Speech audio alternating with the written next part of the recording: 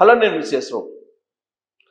ఆంధ్రప్రదేశ్ పర్యాటక శాఖ ఎండి ఆమ్రపాలి, ఆంధ్రప్రదేశ్ పర్యాటక శాఖ చీఫ్ సెక్రటరీగా ఉన్నటువంటి అజయ్ జైన్, ఆంధ్రప్రదేశ్ పర్యాటక శాఖ మంత్రిగా ఉన్నటువంటి దుర్గేష్, వీళ్ళు ఒకే వేదిక మీద కనిపించారు విశాఖపట్నంలో. ఆ వేదిక మీద స్పీకర్ అయ్యన్న పాత్రుడు గారు కనిపించారు. ఆ వేదిక మీద నుంచి ప్రాంతీయ పెట్టుబడుల సదస్సు జరిగింది. ఆ సదస్సులో 8 కీలకమైనటువంటి కంపెనీలు ఒప్పందాలు చేసుకున్నాయి. రాబోయేటువంటి రోజుల్లో ఆ కంపెనీలు 1217 కోట్ల రూపాయల విలువైన పెట్టుబడులు పెట్టబోతున్నాయి ఆంధ్రప్రదేశ్లో పర్యాటక శాఖ అభివృద్ధి కోసం, పర్యాటకుల్ని ఆకట్టుకునేందుకోసం. తీరం ఏమిటి 400 కిలోమీటర్లు పరిధిలో 30 బీచ్ల్ని డెవలప్ చేయడానికి ఆమ్రపాలి ఒక డిజైన్ చేశారు. అలాగే మండువ లోగిళ్ళు అనేదాన్ని కాన్సెప్ట్గా తీసుకొని పర్యాటకులను ఆకట్టుకునేటువంటి ప్రయత్నం చేస్తున్నారు. ఇదే వేదిక మీద నుంచి అయ్యన్న పాత్రుడు గారు చాలా సీరియస్గా పర్యాటక శాఖ గురించి మాట్లాడారు. గోవాకి వెళ్తున్నటువంటి పర్యాటకులు ఆంధ్రప్రదేశ్కి ఎందుకు రారు?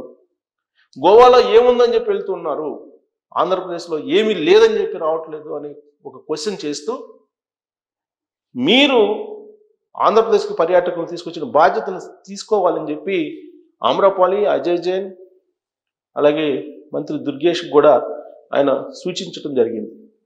ప్రత్యేకించి ఆమ్రపాలి గురించి ఆయన, మీరు పర్యాటకులను ఆకట్టుకునేందుకు ఒక ప్రత్యేకమైన డిజైన్ చేయాలి, ఆ డిజైన్లో భాగంగా పర్యాటకులను ఆకట్టుకునేలా కొన్ని అంశాలను పొందుపరచాలని చెప్పి ఆయన చెప్పడం జరిగింది. విశాఖకు ఏజెన్సీ చట్టాలు ఉన్నాయి, అందుకే పర్యాటకులు రావట్లేదు అనేది ఒక హడ్డిల్ ఉంది. అసలు విశాఖలో ఉండేటువంటి ఏజెన్సీ ప్రాంతాలకే ఆ చట్టం ఎందుకు ఉంది? కర్ణాటకలో కూడా ఏజెన్సీలు ఉన్నాయి కదా. మరి కర్ణాటకలో ఉండేటువంటి ఏజెన్సీ ప్రాంతాల్లో ఆ చట్టాన్ని అమలు చేయనప్పుడు ఆంధ్రప్రదేశ్లో ఉండేటువంటి విశాఖపట్నంలో ఏజెన్సీ ప్రాంతాల్లో ఆ చట్టాన్ని అమలు చేస్తూ పర్యాటకుల్ని రాకుండా ఎందుకు చేస్తున్నారనేది పరిశీలించాలంటూ ఆమ్రపాలికి అయ్యన్న పాత్రుడు గారు సూచించారు. ప్రత్యేకించి ఆమ్రపాలికి ఎందుకు సూచించారనంటే, ఆవిడ ఢిల్లీలో పిఎం ఆఫీస్లో పనిచేశారు, అలాగే తెలంగాణలో కలెక్టర్గా పనిచేశారు, గ్రేటర్ హైదరాబాద్ కమిషనర్గా పనిచేశారు. ఆవిడకి ఢిల్లీ నుంచి ఆంధ్రప్రదేశ్ వరకు వయా తెలంగాణ వరకు పరిచయాలు ఉన్నాయి. సో ఢిల్లీలో ఆవిడ లాబింగ్ నడిపి కర్ణాటకలో ఏజెన్సీ ప్రాంతాలకి పర్యాటక శాఖను అభివృద్ధి చేయించుకునేందుకు చట్టాలు లేనప్పుడు ఆంధ్రప్రదేశ్లో ఉండేటువంటి విశాఖలో ఉండేటువంటి ఏజెన్సీ ప్రాంతాలకి, గిరిజన ప్రాంతాలకి ఈ చట్టాలను ఎందుకు అమలు చేస్తున్నారు? పర్యాటక శాఖను అభివృద్ధి చేయించుకోవాలంటే ఆ చట్టాలని వైండప్ చేయాలి, ఆ చట్టాలను తొలగించాలి, దానికి సంబంధించినటువంటి ఏర్పాట్లు, దానికి సంబంధించినటువంటి ఫైల్ని మూవ్ చేసి క్లియరెన్స్ తీసుకొచ్చుకోవాలని చెప్పి ఆమ్రపాలికి అలాగే అజయ్ జైన్కి ఆయన అయ్యన్న పాత్రుడు గారు ఒక సూచన కూడా చేయడం జరిగింది. దాదాపు ఉపాధి అవకాశాలు కూడా వస్తాయి. దాదాపు 3000 మందికి ఉపాధి అవకాశాలు రాబోయేటువంటి 5 ఏళ్లలో పర్యాటక శాఖ నుంచి వస్తాయని చెప్పి అంచనా వేస్తూ ఉన్నారు అధికారులు. అలాగే తీరం వెంబడి మొత్తం పర్యాటక శాఖను అభివృద్ధి చేయాలి. అనేక రకాల ప్రాంతాలు ఉన్నాయి. లంబసింగి ప్రాంతం ఉంది. ఆ లంబసింగి ప్రాంతంలో ఇప్పటికీ పర్యాటకులు వస్తుంటారు, కానీ అక్కడ ఉండడానికి, తినడానికి సరైనటువంటి ఫుడ్ దొరకనటువంటి సిచ్యువేషన్. దీని మీద పర్యాటక శాఖ కాన్సన్ట్రేషన్ చేయాలి. అలాగే ఇప్పుడు ఫెస్టివల్ ఒకటి జరుగుతుంది. కోల్డ్ ఫెస్టివల్ అనేది ఈ నెల 31వ తారీఖు నుంచి ఫిబ్రవరి 2వ తారీఖు వరకు జరుగుతుంది. దానికి సంబంధించి కూడా ప్రస్తావించారు ఆ వేదిక మీద నుంచి. ఆ కోల్డ్ ఫెస్టివల్ విజయవంతం చేయడానికి పర్యాటక శాఖ తీసుకుంటున్నటువంటి ఏర్పాట్ల మీద అయ్యన్న పాత్రుడు ప్రత్యేకంగా మాట్లాడటం జరిగింది. సో ఇవన్నీ కూడా ఆమ్రపాలికి ఒక టెస్ట్, ఒక పరీక్షలాగా కనిపిస్తూ ఉంది. ఇప్పటి వరకు కూడా హోటళ్ళకి, పర్యాటక శాఖ ఆధీనంలో ఉన్నటువంటి హోటల్స్కి 66 లక్షల రూపాయల ఫీజులు వసూలు చేస్తూ ఉన్నారు. దాని కారణంగా నష్టాలు వస్తున్నాయని చెప్పి ఇప్పుడు ఒక ఫైల్ని మూవ్ చేశారు ఆమ్రపాలి గారు. అధికారులు మంత్రులు ఇచ్చినటువంటి సూచన ప్రకారం చంద్రబాబు నాయుడు గారికి చెప్పి 20 లక్షల రూపాయలు తగ్గించేటువంటి ప్రయత్నం చేస్తాము అని చెప్పి ఇప్పుడు హామీ ఇవ్వటం కూడా జరిగింది పర్యాటక శాఖ.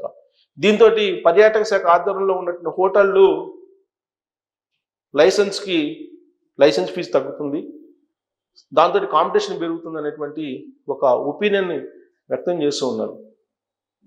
మరొక అంశాన్ని కూడా ప్రస్తావించారు ఆ వేదిక మీద నుంచి. టైం పీరియడ్ కూడా వెసులుబాటు ఇవ్వాలి పర్యాటక శాఖలో ఉండేటువంటి హోటల్స్కి, అలాగే బార్లకు కూడా. హోటళ్లలో ఉండేటువంటి బార్లకి ఫీజులు భారీగా తగ్గించడంతో పాటు టైంను కూడా ఎక్స్టెండ్ చేయాలి అనేటువంటి ఆలోచన చేస్తున్నట్టు అక్కడికి పార్టిసిపేట్ చేసినటువంటి పెట్టుబడిదారులకి చెప్పడం జరిగింది. దీంతో పాటు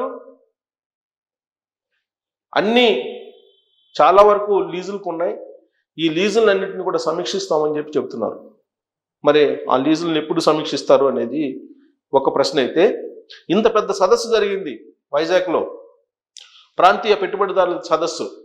దానికి ముఖ్య అతిథిగా అయ్యన్న పాత్రుడు గారు హాజరయ్యారు. మరి ఆ వేదిక మీద నుంచి రిషికొండను ఏం చేయబోతున్నారు అనేటువంటి ప్రశ్నకు సమాధానం లభించలేదు. ప్రభుత్వం వచ్చి 7 నెలలైంది, కొత్తగా కూటమి ప్రభుత్వం.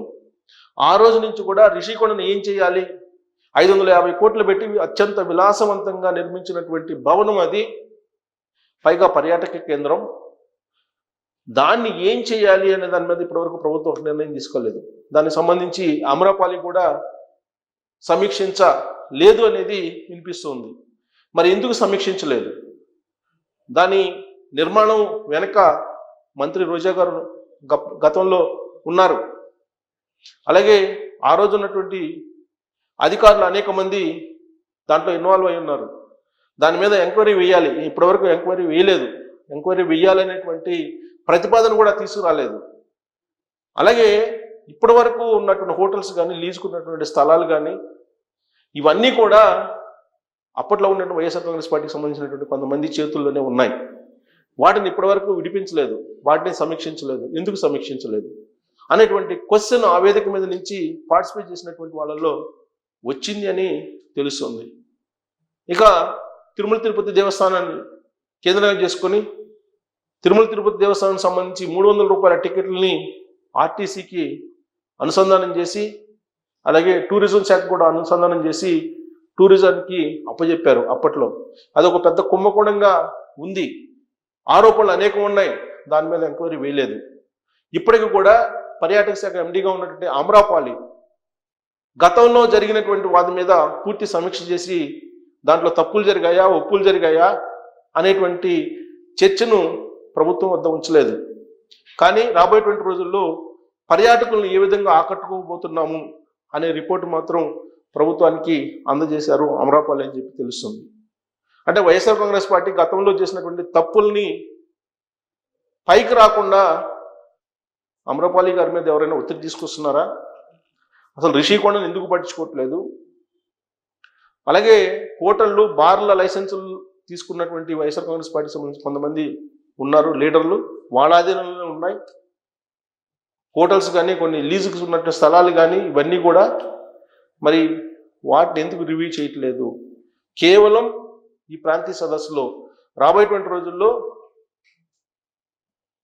పర్యాటకులను ఆకట్టుకునేందుకు ప్రయత్నం చేస్తున్నామని చెప్పి ఒక రిపోర్ట్ని ప్రజెంట్ చేసే తప్ప, గత ప్రభుత్వం ఏ విధంగా దుర్వినియోగం చేసింది పర్యాటక శాఖని, పర్యాటక శాఖలో నిధుల్ని ఎన్ని పక్కదావ పట్టించారు అనేది కొంతమంది దాచిపెడుతూ ఉన్నారు. దానికి కొంతమంది అధికారులు సహకరిస్తున్నారు అనేటువంటి ఆరోపణలు ఉన్నటువంటి క్రమంలో ఈ సదస్సు ముగిసిన తర్వాత ఎక్కువగా అవినీతి అక్రమాలు ఎలా జరిగాయి పర్యాటక శాఖలో అనే దాని మీదనే చర్చ జరిగింది. మరి దీనికి అమరాపాలి గారు ఫుల్ స్టాప్ పెడతారా, లేదంటే గత రాబోయేటువంటి రోజుల్లో తన రికార్డ్ ఏంది, తన ట్రాక్ రికార్డ్ ఏ విధంగా ఉండాలని చెప్పి ఆవిడ ప్లాన్ చేసుకుంటున్నారా అనేది మీరు ట్రోల్స్ రూపంలో తెలియజేయచ్చు. Thank you very much.